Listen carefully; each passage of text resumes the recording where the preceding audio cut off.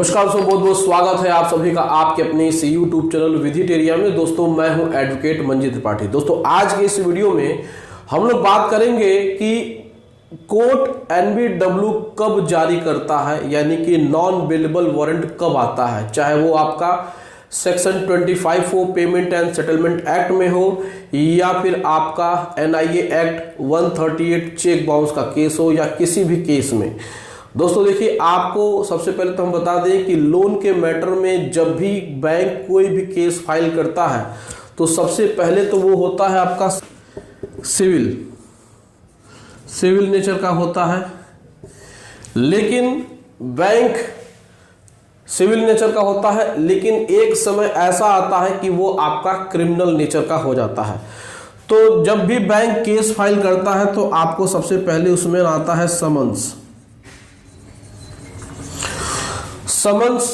एक बुलावा पत्र होता है, जिसमें कि जब बैंक आपके ऊपर केस फाइल करता है तो नोटिस में सबसे पहले आपके पास समन आता है। समन में आपको बुलाया जाता है कोर्ट में कि बैंक ने आपके खिलाफ केस फाइल किया है, आप आकर के अपना बचाव पक्ष रखिए। लेकिन क्या होता है कि आप समन पे अपीयर नहीं होते हैं। तो जब आप समन पे अपीयर नहीं होते हैं तो जो मजिस्ट्रेट कोर्ट होती है वह आपके खिलाफ फिर वारंट इशू करता है। इसको वारंट्स बोलते हैं, इसको समन्स बोलते हैं। तो वारंट आता है, वारंट में सख्त हिदायत दी जाती है कि अगर आप कोर्ट के बुलाए पे भी आप उस दिन नियत तिथि पे नहीं आते हैं तो फिर कोर्ट आपके खिलाफ एक एनबीडब्ल्यू यानी कि नॉन बेलेबल वारंट इशू करता है। तो नॉन बेलेबल तब जाकर के इशू होता है, पहले समन आता है, उसके बाद आता है आपका वारंट, और वारंट के बाद होता है एनबीडब्ल्यू यानी कि नॉन बेलेबल वारंट। तो आज हम लोग इस वीडियो के माध्यम से नॉन बेलेबल वारंट को हम लोग डिस्कस कर रहे हैं। तो यहां पर कुछ पॉइंट्स है कि एनबीडब्ल्यू क्या होता है, यानी कि नॉन बेलेबल वारंट ये क्या होता है।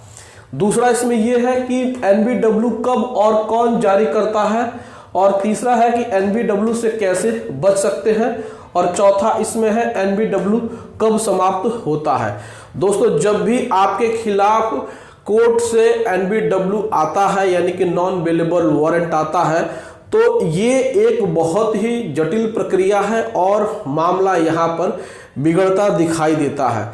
तो इसमें सबसे पहले तो आपको बहुत ही गंभीर हो जाना है। जैसे ही आप समन्स पे अपीयर हो जाते हैं तो कोई इशू नहीं होता है, आपका काम नॉर्मली चल सकता है।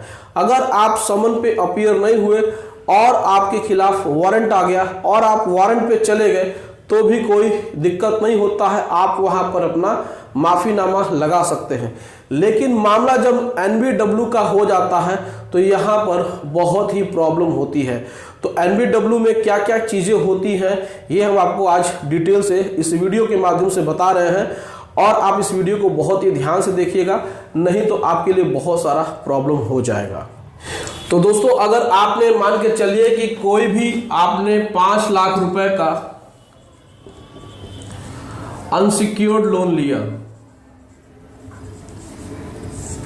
आपने 5 लाख रुपए का अनसिक्योर्ड लोन लिया और इसमें आपने चेक दिया या फिर ईसीएस की सुविधा दी, बैंक को चेक दिया या फिर ईसीएस का आपने हर मंथ आपके खाते से आपकी ईएमआई 2000 रुपए डिडक्ट होने लगी, ऑटो डेबिट, ठीक है ना, ऑटो डेबिट। अब क्या होता है कि आप जब भी 3 महीने की, जैसे कि मैंने बताया 3 मंथ्स की ईएमआई ड्यूज करते हैं तो फिर आपका अकाउंट एनपीए होता है। ये मैंने बहुत बार बताया है, बेस बता दे रहे हैं कैसे काम करता है, नहीं तो दिक्कत हो जाएगी। अब एनपीए हो गया 3 महीने का इसमें। अब इसमें क्या होता है कि बैंक आपको एक एडवोकेट की नोटिस भेजता है, एडवोकेट की नोटिस आपको बैंक भेजता है कि 7 दिन या 15 दिन के अंदर में आप अपना पैसा जमा कर दीजिए जो भी ड्यूज है, ये 90 दिन का पेनाल्टी के साथ। नहीं तो हम आपके ऊपर या तो चेक बाउंस कर सकते हैं या फिर ईसीएस बाउंस का केस करते हैं। तो 15 दिन या 7 दिन की नोटिस के बावजूद भी आप पैसा पेमेंट नहीं करते हैं तो फिर बैंक जो भी आपकी सुविधा के अनुसार दिया गया है, चेक या ईसीएस, फिर वो बैंक क्या करता है कि सिविल कोर्ट में आपके खिलाफ मुकदमा दाखिल करता है। सिविल कोर्ट में जब बैंक सिविल कोर्ट में मुकदमा दाखिल करता है तो फिर उस मुकदमे में सुनवाई के लिए जो नोटिस सबसे पहले आपको आती है, जो मैंने आपको बताया अभी समन्स आते हैं। तो सबसे पहले आता है समन्स। समन्स में आपको 1 महीने का टाइम दिया था कि आप नेक्स्ट मंथ में 10 तारीख को अपीयर होइए कोर्ट के सामने और अपनी बात रखिए। लेकिन आप इस समन पे भी नहीं जाते हैं और जब कोर्ट का टाइम बीत जाता है तो फिर कोर्ट आपके खिलाफ वारंट इशू करती है। वारंट और समन में कितने दिन का अंतर होता है ये कोर्ट डिसाइड करेगी। अगर समन पे आप अपीयर नहीं हुए और कोर्ट ने ये माना कि आपने कोर्ट की अवहेलना की है, कोर्ट को आपने उनके आदेश को नजरअंदाज कर दिया है, तो वो 10 दिन के अंदर का डेट दे देंगे और 10 दिन के अंदर में ही आपको वारंट भी भेज देंगे। इसमें कोई स्पेसिफिक टाइम नहीं होता है कि 20 दिन होना चाहिए या 1 महीना होना चाहिए या 3 महीना होना चाहिए, ऐसा नहीं है। अगर कोर्ट को ऐसा लगता है कि आप जानबूझकर समन पे नहीं आए हैं तो सीधे वो अगली डेट पे, चाहे वो 2 दिन के बाद हो, चाहे 7 दिन के बाद हो, चाहे 1 महीने के बाद हो, आपको वारंट वो भेज देते हैं। और आप इस वारंट पे भी नहीं जाते हैं, आप इस वारंट पे भी कोर्ट में अपीयर नहीं होते हैं। फिर उसके बाद कोर्ट का जो रुख होता है वो काफी स्ट्रिक्ट हो जाता है। कोर्ट समझ लेती है कि आप जानबूझ करके कोर्ट के आदेश को, यानी कोर्ट के द्वारा जो भी वारंट भेजा गया है, आप उसको इग्नोर कर रहे हैं, छुप रहे हैं, या फिर आप कंट्री से बाहर चले जाएंगे, तब जा करके कोर्ट आपके अगेंस्ट में नॉन बेलेबल वारंट इशू करती है। फिर कोर्ट देखती है कि जब व्यक्ति वारंट पे नहीं आता है तो फिर वो कोर्ट को लगता है कि आप जानबूझ करके नहीं आ रहे हैं, तो फिर वो आपके खिलाफ नॉन बेलेबल वारंट इशू करते हैं। और उसमें देखा जाता है कि आप कहीं देश छोड़ के भाग न जाएं या छुप न जाएं, या फिर वो देखते हैं कि इनका आपराधिक रिकॉर्ड कैसा है, वो बैकग्राउंड कैसा है, कि वो कोर्ट के समन भेजने पे भी या फिर वारंट भेजने पे आप अपीयर नहीं हुए तो ही आपके खिलाफ नॉन बेलेबल वारंट इशू होता है। ये आपका सीआरपीसी का सेक्शन 70 के अंतर्गत आपको एनबीडब्ल्यू भेजा जाता है। एनबीडब्ल्यू जिसका की मतलब होता है नॉन बेलेबल वारंट। अब जब आपके खिलाफ नॉन बेलेबल वारंट इशू होता है तो उसके आगे की प्रक्रिया क्या होती है। जब कोर्ट आपके अगेंस्ट में नॉन बेलेबल वारंट इशू कर देता है तो आपके जो संबंधित थाना होता है, संबंधित थाने पे एनबीडब्ल्यू भेजा जाता है। संबंधित थाने पे एनबीडब्ल्यू भेजा जाएगा और यहां से पुलिस आपको गिरफ्तार करेगी, पुलिस अरेस्ट करेगी। एनबीडब्ल्यू को ही अरेस्ट वारंट भी कहते हैं, इस बात को याद रखिएगा। अरेस्ट वारंट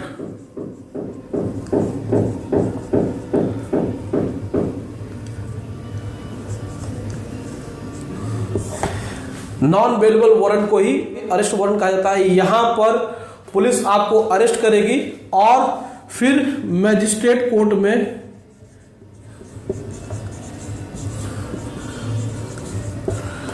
प्रोड्यूस करेगी। आपको पुलिस यहां से पकड़ करके जिस कोर्ट से आदेश आया है उस कोर्ट के समक्ष आपको यहां पर प्रोड्यूस किया जाएगा। और उसके बाद केस का जो नेचर है, चाहे वो 138 है या फिर सेक्शन 25 है, इसमें जितने दिन का सजा दिया गया है उतने दिन की सजा नहीं होती है। इसमें मैक्सिमम 2 साल की सजा दी गई है एनआईए एक्ट में चेक बाउंस होने पे, और इसमें सेक्शन 25 में भी आपको 2 साल की मैक्सिमम सजा दी गई है। लेकिन आपको 2 साल की जेल नहीं होती है, उसमें आपको 2 दिन, 7 दिन, 15 दिन जो भी जुडिशियल मजिस्ट्रेट चाहेगा उतने दिन का जुडिशियल कस्टडी होता है। जब आपको मजिस्ट्रेट के सामने प्रोड्यूस किया जाता है तो यहाँ पर आपको 7 डेज या 15 डेज का जुडिशियल कस्टडी दिया जाता है। इसके बाद आपको बेल एप्लीकेशन फाइल करना पड़ेगा। यहाँ पे आपको बेल एप्लीकेशन फाइल करना होगा। 7 दिन के या 14 दिन के बाद जितने दिन की जेल आपको होती है उसके बाद ही आप बेल एप्लीकेशन फाइल कर सकते हैं और उसके बाद फिर आपको बेल मिल जाती है।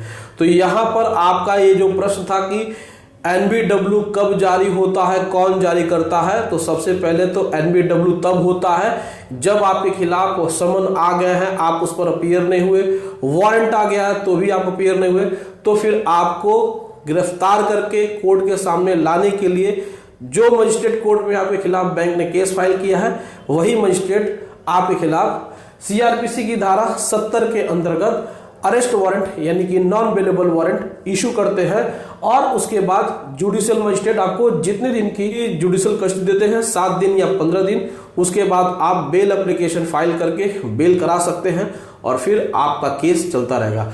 तो इसी तरीके से आपका पेमेंट एंड सेटलमेंट एक्ट के सेक्शन 25 में या फिर NIA एक्ट के सेक्शन 138 या 148 के अंतर्गत दिए गए प्रावधानों के अंतर्गत मजिस्ट्रेट आपके खिलाफ CRPC की धारा 70 के अंतर्गत आपके अगेंस्ट में नॉन बेलेबल वारंट इशू करता है। तो ये था नॉन बेलेबल वारंट के संबंध में एक फुल वीडियो। तो दोस्तों इससे संबंधित कोई भी प्रश्न अगर आपको पूछना है तो आप कमेंट सेक्शन में पूछ सकते हैं और अगर आपको ये वीडियो अच्छी लगी हो तो वीडियो को लाइक करिए और इसको ज़्यादा से ज़्यादा शेयर करिए और हमारे चैनल को सब्सक्राइब करके हमें सपोर्ट जरूर प्रदान करिए। चलिए मिलते हैं अगली वीडियो में एक नए टॉपिक के साथ। तब तक आप अपना और अपने पूरे परिवार का ध्यान जरूर रखिए। Thank you so much. जय हिंद दोस्तों।